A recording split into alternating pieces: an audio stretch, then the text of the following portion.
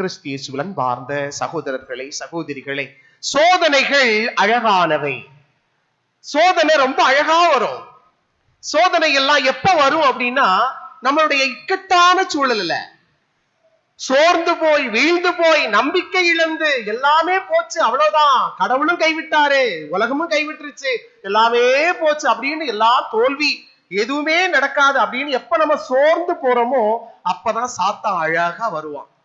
நண்பன் வடிவில வருவான், பக்கத்து வீட்டுக்காரங்க வடிவில வருவாங்க, அல்லது கணவன் வடிவா வரலாம், மனைவி வடிவாக வரலாம், பிள்ளைகள் வழியாக வரலாம், அல்லது பக்கத்துல இருக்கவங்க வழியா வரலாம். அழகாக வரும். நாமெல்லாம் படங்கள்ல பார்த்திருப்போம், பேய் இல்லா பிசாசெல்லாம் எப்படி இருக்கும். ஏற்கனவே நான் சொல்லியிருக்கிறேன், பேய் பிசாசெல்லாம் எப்படி எல்லாம் இருக்கும். கருப்பா இருக்கும், பல்லெல்லாம் நீட்டிக்கிட்டு இருக்கும், கண்ணெல்லாம் சவப்பா இருக்கும், கொம்பு இருக்கும், வால் இருக்கும், அப்படியே பயங்கர கருப்பா அப்படியே வேன் வந்துகிட்டு இருக்கும் அப்படின்னு நினைக்கிறோம். அதெல்லாம் அந்த காலம். இப்பெல்லாம் அழகா வரும், ரொம்ப அழகா வரும். அது நன்றாக ஆடை அணிந்து விட்டு வரலாம், நண்பர்கள் வழியாக வரலாம், உற்றார் உறவினர்கள் வழியாக வரலாம், பக்கத்து வீட்டுக்காரங்களா வழியா வரலாம்.